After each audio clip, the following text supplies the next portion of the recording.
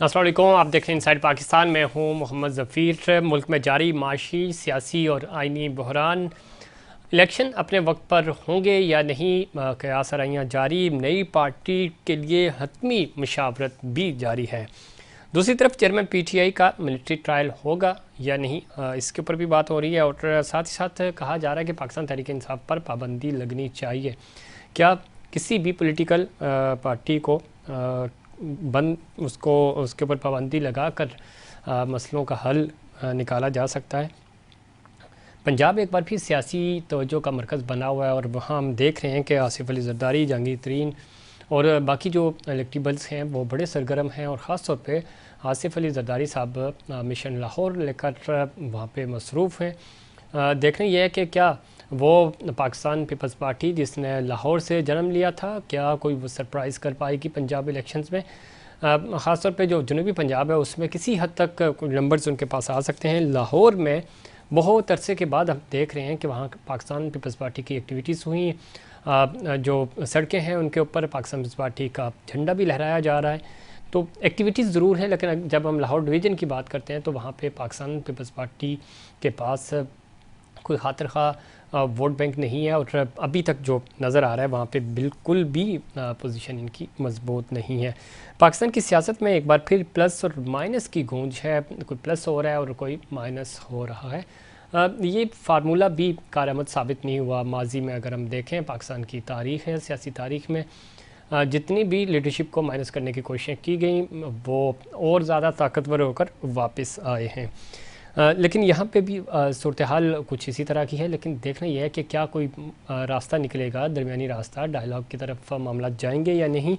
और माशी इस्तेकाम के लिए जाहिर सी बात है सियासी इस्तेकाम का होना बहुत ज़रूरी है। और तमाम पॉलिटिकल स्टेक होल्डर्स को इस वक्त साथ मिलकर बैठना होगा और मुल्क को इस जो एक गैर यकीनी की सूरत हाल है उससे बाहर निकालने के लिए बहुत ज़रूरी है कि आप डायलॉग की तरफ आएँ और कौमी इत्तफ़ाक़ राय की तरफ आएँ। कौमी इत्तफ़ाक़ राय होगा तो ये मुल्क आगे बढ़ेगा, ज़ाहिर है पाकिस्तान में इस्तेहकाम होगा और पाकिस्तान माशी तौर पे तरक्की करेगा। साथ ही साथ इस वक्त जो हम देख रहे हैं सियासी शिद्दत पसंदी में बहुत तेज़ी से इजाफ़ा हुआ है। इसका ख़ात्मा कैसे मुमकिन होगा और इसके अंदर जो हमारी जो जितने भी थिंक टैंक्स हैं उनका इनपुट कितना ज़रूरी है और ख़ास तौर पे जो हमारी सिविल सोसाइटी है उसका इनपुट बहुत ज़रूरी है। और पॉलिटिकल स्टेक होल्डर्स का भी उनका जो अपने रवैये हैं उनके ऊपर भी नज़रसानी करने की ज़रूरत है। इन तमाम इश्यूज़ पे बात करेंगे। हमारे साथ पैनल पे मौजूद हैं जनाब मेजर रिटायर्ड फवाद सिद्दीकी साहब, सीनियर तजियाकार हैं। फवाद साहब खुश आमदीद कहते हैं आपको शो में। बहुत शुक्रिया जबीर साहब। आई एम थोड़ी देर में हमें ज्वाइन करेंगे जनाब गौस मोहम्मद साहब, सीनियर रहनुमा है मुस्लिम लीग नून से। और तैमूर ताल पर ज्वाइन करेंगे सूबाई वज़ीर सिंध, सीनियर रहनुमा है पाकिस्तान पीपल्स पार्टी से। फवाद साहब गुफ्तगू का आगाज़ आपसे करते हैं। इस वक्त देख रहे हैं आप ज़ाहिर मुल्क की जो सूरत हाल है वो कोई इतनी अच्छी नहीं है, चाहे माशी हो, सियासी हो या आइनी। मुल्क एक बहरान से गुजर रहा है, अभी बजट भी आना है। लेकिन इस सारे अमल में अब कौमी इत्तफ़ाक़ राय जो कि तमाम स्टेक होल्डर्स को मिलकर बैठना चाहिए, बातचीत करनी चाहिए, उसके ऊपर बात नहीं हो रही। और जब तक इत्तफ़ाक़ राय नहीं होगा तो हम ट्रैक पे भी नहीं आएंगे। आप किस तरह देखते हैं इस पूरी सूरत हाल को? जी बहुत शुक्रिया जबीर साहब। इसमें कोई दो राय नहीं है कि माशी इस्तेहकाम जो है वो सियासी इस्तेहकाम के बगैर जो है मुमकिन नहीं है। पिछले कुछ सालों से आपने देखा कि हमारे सोसाइटी में भी और हमारी जो सियासी फ्रंट है उसमें जितनी पोलराइजेशन हो चुकी है तो एक पेज पर आने का तो इस वक्त सवाल जो है शायद वो बड़ा मुश्किल है जी। देखिए, एक तरफ तो तकरीबन तमाम जो बड़ी सियासी जमातें हैं वो पीडीएम के रूप में आपके सामने हैं और दूसरी तरफ एक सो कॉल्ड सबसे बड़ी जमात जो कि हमारे नौजवान की तर्जुबान अपने आप को कहलाती है वो दूसरी तरफ है। और इस पोलराइजेशन की वजह से जो मुल्क में एक बेएतबारी की और एक इंतशार की कैफियत मौजूद है, तो इस तमाम जो सिनेरियो है उसमें बैठकर बात करना इस वक्त शायद कम वक्त होगा। ठीक, लेकिन वैसे इसमें ज़ाहिर वे फॉरवर्ड ढूंढा जाता है तमाम तर सूरत हाल के अंदर।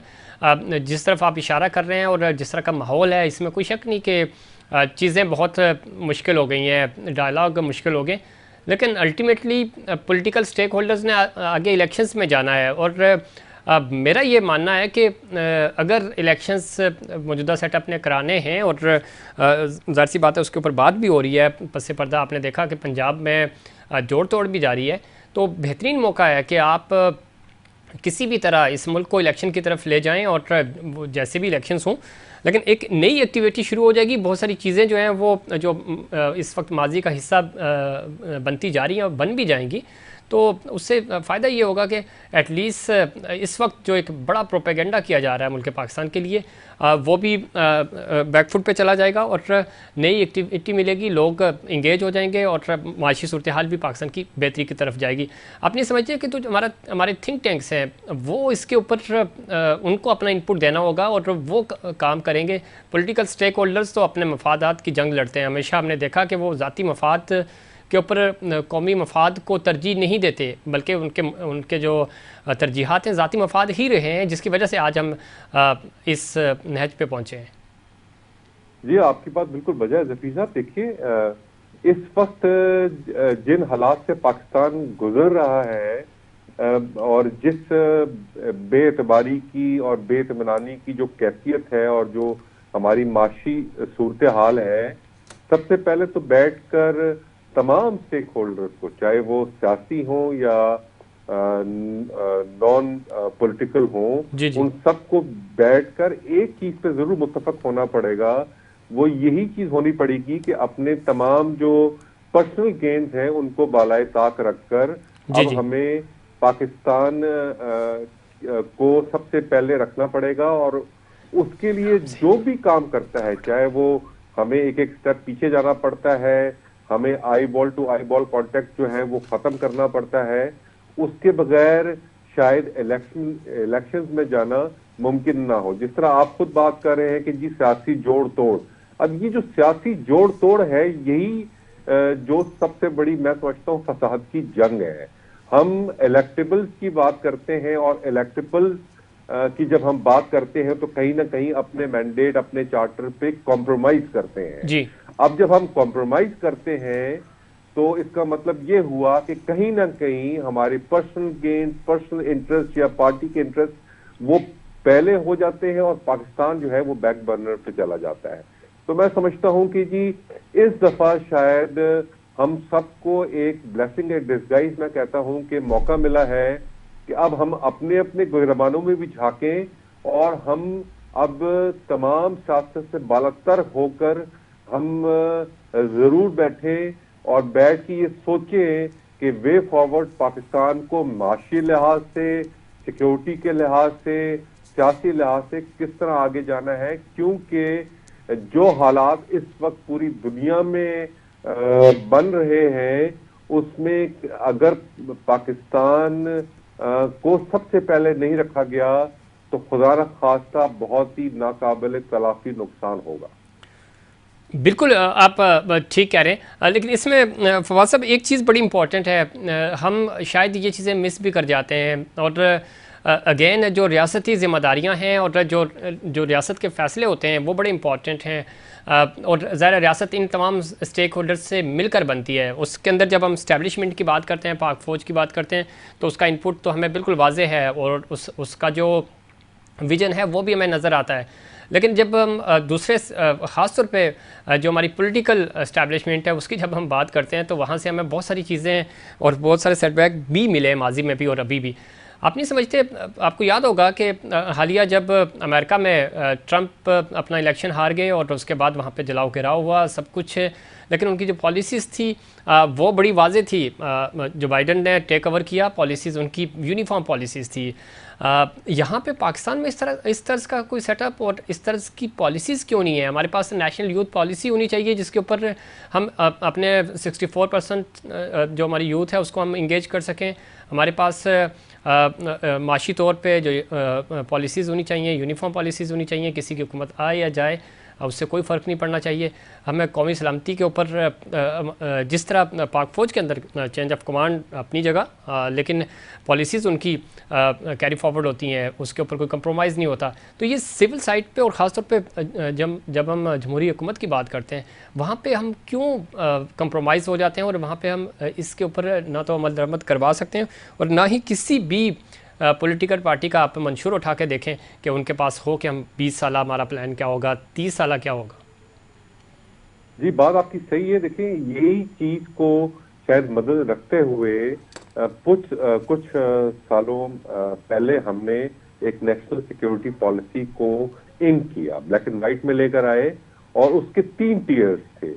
पहला टीयर था इकोनॉमी की बेस पे आपकी सिक्योरिटी है और इकोनॉमी की बेस पे आपकी फॉरेन पॉलिसी बनती है जी। और वो एक वे फॉरवर्ड था जो तमाम सियासी जमातों ने उस पे जो है अपनी जो दस्तखत है तकरीबन वो सब किए थे। और अगर उसी डॉक्यूमेंट को हम सामने रखकर अपनी तमाम पॉलिसीज इररिस्पेक्टिव कि कौन सी गवर्नमेंट किस पार्टी की आती है, हम सिर्फ उसी को फॉलो करें, तो शायद जो आप बात इस वक्त फर्स्ट वर्ल्ड कंट्रीज की कर रहे हैं कि इररिस्पेक्टिव ऑफ द गवर्नमेंट, चाहे रिपब्लिकन हो या डेमोक्रेट्स हो, पॉलिसी जो है वो मुल्क की कांस्टेंट रहती और रहनी भी चाहिए।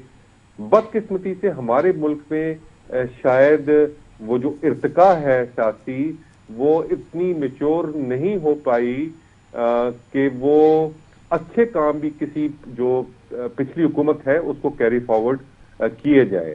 यहाँ तो सिर्फ जंग जो है जफीर साहब, मैं बताऊं, वो है तख्ती लगाने की।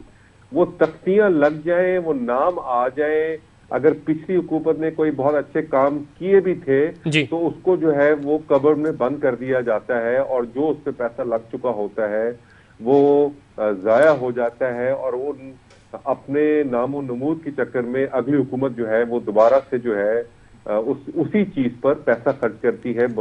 ठीक, और जो पिछली हुकूमत है उसकी पॉलिसीज़ को कैरी फॉरवर्ड नहीं किया जाता। वैसे लाइन पर रहिएगा, मैं ज्वाइन किया जनाब सेनेटर गौस मोहम्मद साहब ने, सीनियर सियासतदान, सीनियर रहनुमा है पाकिस्तान मुस्लिम लीग नून से। गौस मोहम्मद साहब, खुशामदीद कहते हैं आपको शो में। किस तरह देखते हैं, एक तो आज प्राइम मिनिस्टर ने कहा है कि किसी भी सूरत जो बजट है उस बजट में आवाम को हमने हर हाल में रिलीफ देना है, कैसे मुमकिन होगा। और साथ ही साथ जो हम अभी बात भी कर रहे थे, कौमी इत्तफाक राय बहुत ज़रूरी है। इलेक्शंस में अगर आपने जाना है तो माहौल बेहतर करना होगा, चूँकि सियासी इस्तेकाम आएगा तो माशी इस्तेकाम भी आएगा इस मुल्क में। जी बिल्कुल, आपने बात ठीक कही है वज़ीर आज़म साहब, और हमारे ये हुकूमत को ये कि जितना ज़्यादा रिलीफ दे सके आवाम को जी मिलना चाहिए। और हमारी ख्वाहिश है कि जो बजट के महीना बजट तक जो है ना 25-30 रुपए और पेट्रोल और डीजल फ्यूल के नीचे रेट आ जाएं, घी के रेट इस तरह 60 रुपए नीचे आ गए। तो बड़ी तेज से हम काम कर रहे हैं कि अल्लाह करे पाकिस्तान के अवाम को रिलीफ दे सके। इसके बावजूद कि हमारा IMF से एग्रीमेंट नहीं हुआ और हम 8-9 महीने इन शर्त के बगैर चले और पाकिस्तान की जितने कोई कर्जे जो हमने वापस करने थे पूरी जितनी लायबिलिटीज थी हमने वो पूरी की और अल्हम्दुलिल्लाह ठीक जा रहा है। बाकी आपने जब पॉलिसियों के तसलसल की बात की तो देखो, इसमें तो इस वक्त सारी पार्टियां सिवाय PTI के इस बात पर रजामंद थी कि बिल्कुल जिस तरह चार्टर और डेमोक्रेसी आपने किया था तो नहीं किया जाए, और पॉलिसियां फिर 40-50 साल चलती हैं। अब अमेरिका है, उन्होंने 1972 में न्यू वर्ल्ड ऑर्डर था, वो 50 साल चला। अब 2020 में उन्होंने फिर अपना एक अगले 50 साल का प्लान बना लिया है कि उन्होंने अमेरिका में क्या होना है, पूरी दुनिया में क्या होगा, और जो पिएंगे सुपर पावर हमने पूरी दुनिया को कैसे हैंडल करना है, वो सारा उन्होंने एक मैप बना के अपने पास रखा, उसके मुताबिक चलते रहेंगे। तो हम तो कम अज कम ये हमने बड़ी कोशिश की है, हमने ठोकरें खाई तो फिर उस पीपल्स पार्टी के साथ हमने चार्टर ऑफ डेमोक्रेसी 2005-6 में किया और फिर हमने उस पर अमल किया। 5 साल पीपल्स पार्टी पूरे किए, 5 साल हमने किए, और ये 5 साल इमरान खान कहते हैं, इमरान खान ने इसमें मतलब एक 16 फरवरी की कोशिश की, लेकिन हम इकट्ठे हो गए, हमें सियासी कुर्बानी भी देनी पड़ी, हमारे सियासी नुकसान भी हुआ, लेकिन हमने कहा करें 5 साल की जमहूरी हुकूमत है 5 साल पूरे करेगी, क्योंकि इस हुकूमत में हमें बड़े तफाजात है, इसमें धांधली हुई थी और जो RTS वगैरह के सिस्टम था, लेकिन फिर भी हमने 5 साल इसको चलाया और इंशाल्लाह आइंदा भी जो हुकूमत बनेगी वो 5 साल ही चलेगी। इसी तरह हमने चार्टर ऑफ इकॉनमी पे बाकी पीटीआई समेत तमाम जमातों को दावत दी है, सारी जमातें राजी हो गई, सिर्फ पीटीआई की। लेकिन अब तो पीटीआई तैयार हो गई है बातचीत के लिए। नहीं, अब क्या पछता है क्या हो, जब चिड़िया चुग गई खेत, अब तो जब खुद ही इत्तेफाक का शिकार है, उनके पास रहा क्या है? उनके पास इतना कोई थिंक टैंक था, जो उनकी सेंट्रल एग्जीक्यूटिव कमेटी थी, सारी वो बागी हो चुकी है। तो खान साहब आप मुज़ाकरात करके क्या करना चाहते हैं? जब एक टाइम था, ये जो सारे लोग छोड़ रहे हैं, तंग आके छोड़ रहे हैं कि आखिर एक चीज की हद होती है। ये तो एक झूठा सा एक तिलस्म था इमरान खान का, जिससे सब कुछ जकड़ रखा था। जिस तरह अल्ताफ हुसैन ने तमाम कराची में एमक्यूएम को जकड़ रखा था, और जब उसका सिस्टम टूटा तो सारे बिखर गए। और फिर आपने देखा तो लोग फिर अपने अपने रास्ता के, यार हमने सर्वाइव भी करना है पाकिस्तान में, अपनी सियासत बचानी है, तो लोग आधी से था। अब 110 से ज्यादा जो इलेक्टेबल्स हैं वो इनको छोड़ गए हैं। तो वो ये लेकिन इसमें गौस मोहम्मद साहब, अब थोड़ी देर पहले भी मेजर फवाद सिद्दीकी साहब भी ये बात कर रहे थे, इलेक्टेबल्स ही तो इस पूरे गेम का हिस्सा हैं। वो इलेक्टेबल्स जो किसी दौर में आपके साथ थे, आपकी जमात को तोड़कर क्यू लीग बनाई गई, फिर क्यू से पीपी में गए, पीपी से अगेन आपके पास आए, फिर 2018 में यही लोग तकरीबन कोई 60-65 या जिस तरह आपने कहा 100 से ऊपर के तादाद बनती है इलेक्टेबल्स की, यही तो अपना इनपुट देते हैं किसी भी हुकूमत को बनाने और गिराने में। तो क्यों हम इन चीज़ों में फंसे हुए हैं अभी तक? ज़ाहिर है ये कल आपके साथ होंगे, कुछ पीपीपी के साथ जाएंगे, कुछ दूसरी जमातों में, तो हम इन लोगों से बाहर नहीं आ सकते। हम जो जिस तरह की आप सियासत करते हैं या दूसरे लोग सियासत करते हैं, तो इलेक्टेबल्स पे क्यों हम डिपेंड करते हैं और वही अपने अपने मफाद लेकर आते हैं। ज़ाती मफाद तो सबके पूरे हो जाते हैं, लेकिन मुल्क की मफाद फिर टेबल के नीचे चले जाते हैं। आपकी बात बिल्कुल ठीक है, लेकिन हर चीज़ इत्तेफाक का टाइम लगता है ना। जिस तरह चार्टर डेमोक्रेसी किया, हम चार्टर इकॉनमी करने जा रहे हैं। हम देख रहे हो, अब हमारी पार्टी एक उसूल बनाया है कि हम किसी जो भी पार्टी से आना चाहे, हम किसी को वापस नहीं लेंगे। और अब तक हमें किसी लोग रब्ता करते हैं, लेकिन हमने किसी इलेक्टेबल्स को ज्वाइन नहीं कराया पार्टी की। हम ठीक है जी, हमारे कैंडिडेट अगर कमजोर भी होंगे, जैसे भी होंगे, हम इन्हीं के साथ चलेंगे कि क्योंकि मुसीबत ये मुश्किल वक्त हमारे साथ खड़े हुए हैं, तो इनको आगे लेके चलेंगे। यही लोग कुर्बानी देने करें, तो हम तो इसकी डिस्करेज कर रहे हैं, ताकि ये जो इलेक्टेबल्स का खान साहब के पास था ही कुछ नहीं। ठीक, लेकिन इसमें एक चीज़ गौस मोहम्मद साहब, एक चीज़ बड़ी इंपॉर्टेंट है, वो मैं आपसे भी पॉइंट ऑफ व्यू लूँगा और जनाब फवाद सिद्दीकी साहब से भी। 64% इस वक्त यूथ है पाकिस्तान की कुल आबादी का, और ये किसी भी मुल्क की एक बहुत बड़ी स्ट्रेंथ होती है, और स्ट्रेंथ है भी। इनको नहीं इंगेज किया जा रहा, और हम देखते हैं कि ये किसी न किसी तरह में सड़कों पे नज़र आते हैं। तो इस वाले से भी आपकी पार्टी, आप कोई आने वाले इलेक्शंस में आप कुछ नंबर शेयर कर सकते हैं कि कितनी तादाद में आप यूथ को नुमाइंदगी देंगे ताकि आप उनको इंगेज करें पॉलिटिकली? बिल्कुल, हम यूथ को इंगेज करना चाहते हैं। हमारी कोशिश है कि यूथ, क्योंकि पार्टी बिल्कुल ठीक है, 64% यूथ है, उनको अब सही पे चलाना, तो मुल्क आगे चलने यूथ पे, कुछ को हम जब सही डायरेक्शन नहीं देंगे तो वो कैसे चलेंगे? हमारी तो कोशिश है कि हमारी तवज्जो ही सारी जो है इस वक्त जो है वो यूथ पे मरकूज है और खवातीन पे है, ताकि इनको मोबिलाइज किया जाए और सही सीट पे। अब इन्होंने आगे जाके मुल्क की बागडोर संभालनी है, लेकिन बदकिस्मती से खान साहब ने एक झूठा बयानिया बनाकर और इस तरह की उसको वो कुछ किसी कानून से उनको हमायत भी असर दी, ऐसा झूठ को एक तरफ लगा दिया है। और 10-12 साल के मुसलसल प्रोपेगेंडा ने कि जी नवाज शरीफ चोर है, पीपल्स पार्टी चोर है, ये सारे अब वो यूँ समझते हैं भाई ये तो चोर है। अब वो नहीं देखते कि एटमी धमाका किया। ठीक कह रहे हैं, लेकिन जहां खान साहब का इनपुट है वहां पे आपका एक दूसरे पे इल्जामात आपके भी एक दूसरे पे हैं, चोर और डाकू कहने के, ये तारीख भरी पड़ी है। लेकिन अगेन हमें इन चीज़ों से बाहर निकल कर ज़रा मुल्क का सोचना होगा। गौस मोहम्मद साहब, मैं दोबारा आपकी तरफ आऊँगा। मैं साहब, आप किस तरह देखते हैं? हमें अल्टीमेटली आपकी स्ट्रेंथ है ये यूथ जो है, इनको इंगेज करना होगा, और इंगेज नहीं कर पाते, ज़ाहिर है जब आप उनको एक्टिविटी नहीं देते तो वो किसी दूसरे काम की तरफ राग़िब हो जाते हैं। इसके ऊपर रियासत क्या सोच रही है और हुकूमतों को क्या आप सजेस्ट करते हैं, ख़ास तौर पे पॉलिटिकल पार्टीज़ को, कि यूथ आपको झंडे नारे लगाते हुए तो नज़र आते हैं, रैलीज़ में सबसे ज़्यादा जुलूसों में कुर्सियाँ लगाते हैं, लेकिन जब उनकी नुमाइंदगी की बात आती है तो उनको नुमाइंदगी नहीं मिलती। इवन पाकिस्तान तहरीक इंसाफ जो कि सबसे ज़्यादा उनके पास ख़वातीन और यंग जनरेशन थी, लेकिन उसके बावजूद उनको नुमाइंदगी नहीं मिली थी 2018 के इलेक्शंस में। जी बिल्कुल बात जफीर साहब, आपकी बिल्कुल बात हो जाए, इसमें कोई दो राय नहीं है कि हमारी जो नौजवान नस्ल है वो हमारी रीढ़ की हड्डी है, चाहे वो सियासत की हो, चाहे वो माशरत की हो, चाहे वो सिक्योरिटी की हो। देखिए, सबसे पहले तो मैं समझता हूँ कि जब हम जितना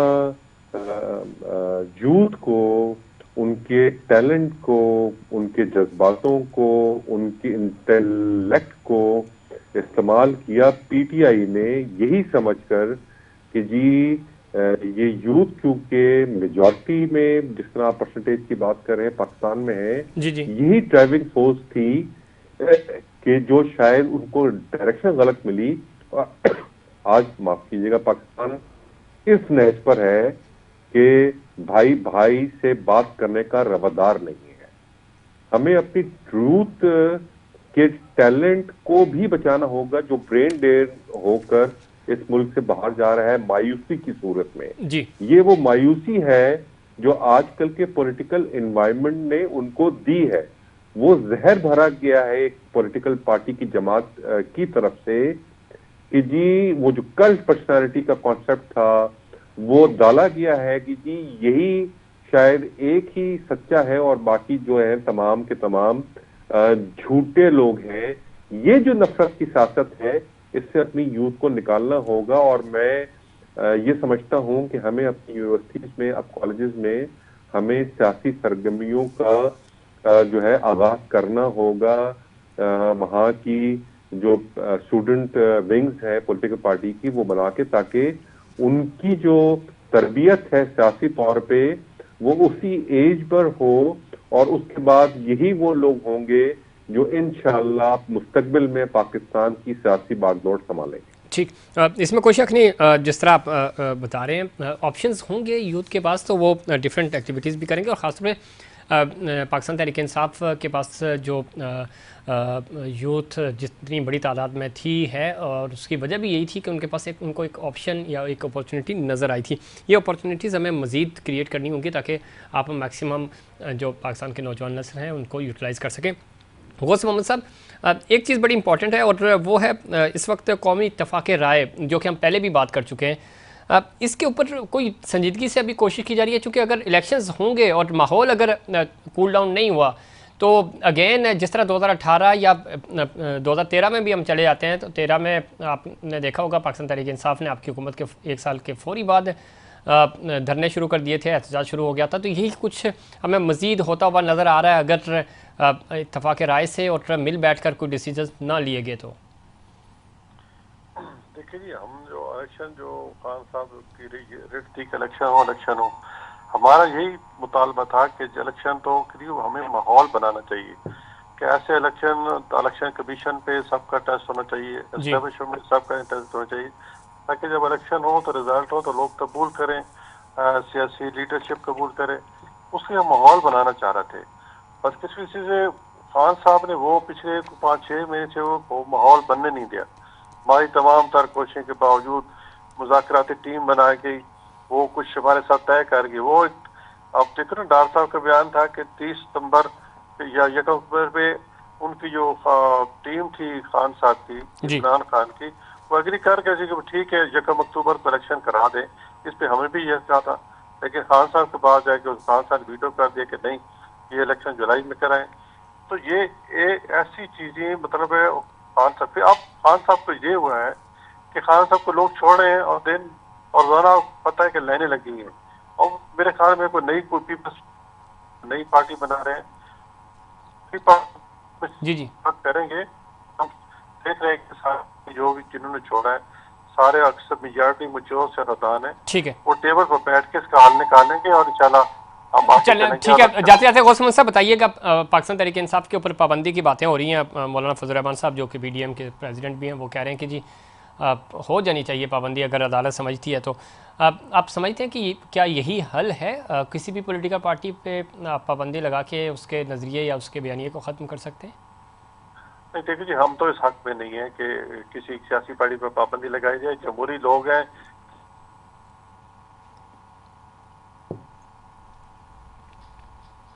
जी, गौस मोहम्मद साहब की आवाज़ हम तक सही तरह नहीं पहुंच रही और वक्त पर ब्रेक का। गौस मोहम्मद साहब बहुत शुक्रिया, आपने प्रोग्राम में वक्त दिया और माज़रत चाहते हैं कि आपको वास टेक्निकल इशू की वजह से नहीं पहुंच पा रही।